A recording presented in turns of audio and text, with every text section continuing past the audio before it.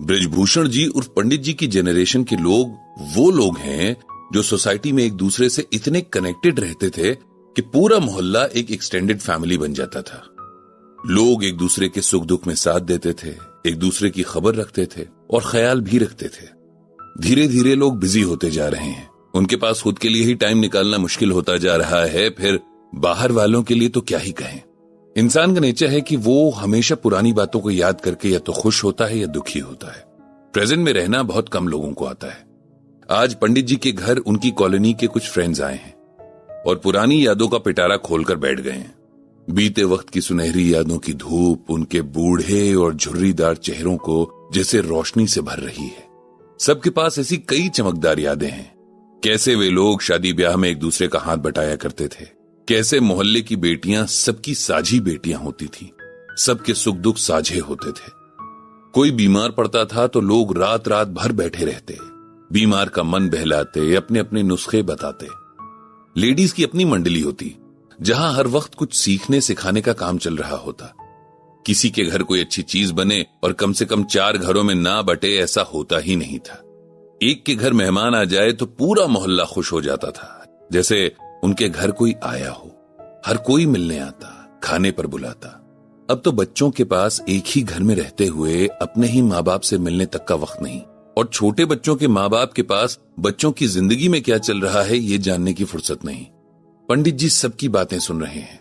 इस वक्त वे कुछ भी कहकर इन लोगों के वे हसीन लम्हे नहीं छीनना चाहते, जो यादों के जरिए ही सही इनके पास लौट आए हैं। वरना पंडित जी का मन तो ये कहने का था कि बदलाव की ये शिकायत हर जनरेशन को अपनी अगली जनरेशन से होती ही रहती है, और हर जनरेशन को अपना बीता हुआ वक्त ही सबसे अच्छा लगता है। बातों बातों में उमेश जी की बेटी की शादी की यादें भी ताजा हो गईं। वैसे तो इस बात को 15 साल हो चुके हैं, लेकिन सबको ऐसा लगता है जैसे कल की ही बात हो। वो शादी वैसे भी पूरी कॉलोनी में सबको याद है। जैसे बाकी शादियां अपनी अच्छी बातों के लिए सबको याद हैं, वैसे ही ये शादी अपनी बुरी बातों के लिए सबको याद है। याद तो पंडित जी को भी है। आखिर हुआ ही कुछ ऐसा था। उमेश जी और उनकी वाइफ सुमित्रा जी बहुत सीधे साधे लोग थे।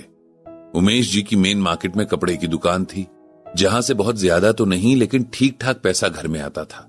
उनकी 3 बेटियां और 1 बेटा था। 2 बेटियों की शादी वे करवा चुके थे। अब तीसरी बेटी अनीता के लिए रिश्ता तलाशा जा रहा था। अनीता ने अपनी ग्रेजुएशन पूरी कर ली थी और आजकल सिलाई में कोई डिप्लोमा कर रही थी। सरला जी को अनीता बहुत अच्छी लगती थी। दरअसल वो थी भी बहुत अच्छी, बहुत सिंपल, कम लेकिन मीठा बोलने वाली और हर काम बहुत प्यार और मन से करने वाली। उमेश जी भी अनीता को बहुत मानते थे और चाहते थे कि जैसी अच्छी उनकी बेटी है वैसा ही लड़का और परिवार भी उसे मिल जाए।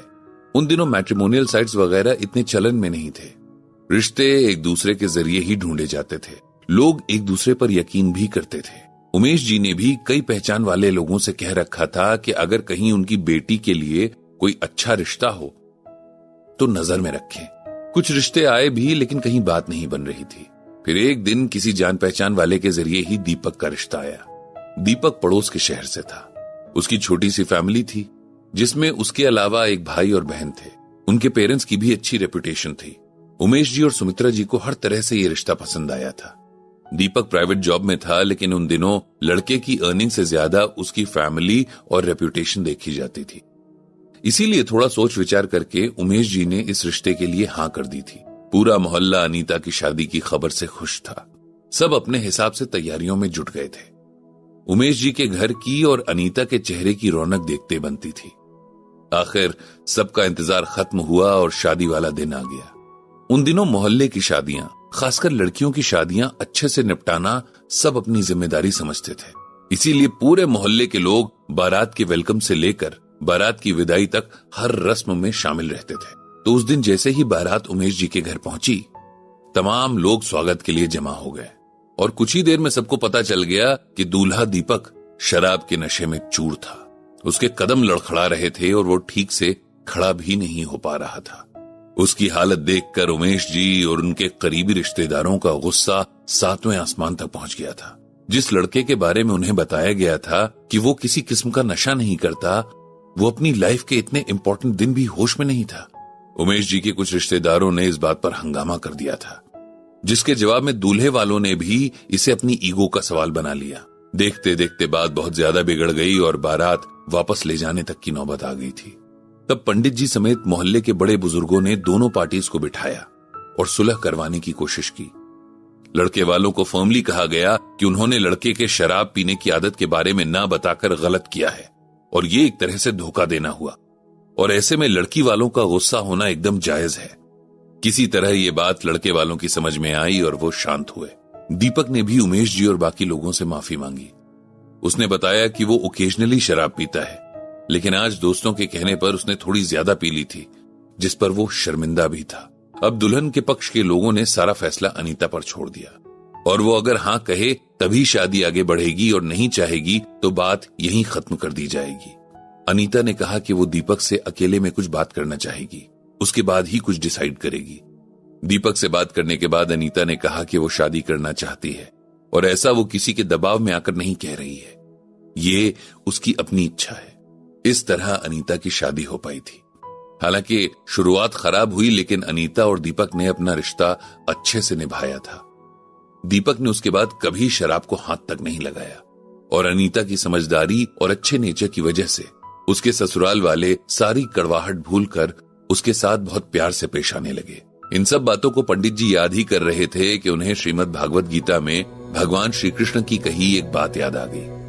भोग ऐश्वर्य प्रसक्ता नाम तयापह्यत चेतसाम व्यवसायत्मिका बुद्धि समाधो न विधीयते। इसका मतलब है कि जो लोग अपने मन के साथ सांसारिक सुखों से जुड़े हुए रहते हैं और उनकी बुद्धि दुखों से घबरा जाती है, वे सफलता के लिए दृढ़ संकल्प यानी कि डिटर्मिनेशन के काबिल नहीं होते हैं। इसे सिंपल लैंग्वेज में अगर समझा जाए तो सुख और दुख तो हर किसी की जिंदगी का हिस्सा है, जो हमारे कर्मों के हिसाब से हमारी लाइफ में आता और जाता रहता है। लेकिन दुखों से घबराने वाले लोग कभी भी सक्सेसफुल नहीं होते हैं। लाइफ में जो सिचुएशन जैसी आए वैसे ही उसे डील करना चाहिए। कठिन वक्त में हमें मजबूत बनना पड़ेगा, तभी हम उससे पार पा सकते हैं। अगर इंसान मन में ठान ले तो किसी भी तरह के हालात से वो जीत सकता है। जिस तरह अनीता ने सिचुएशन से भागने की बजाय दीपक पर भरोसा करना सही समझा और दीपक की स्ट्रॉन्ग विल पावर ने अनीता के इस भरोसे को कायम भी रखा। पंडित जी ने भगवान श्री कृष्ण से सबको ऐसी ही सद्बुद्धि देने की प्रार्थना की।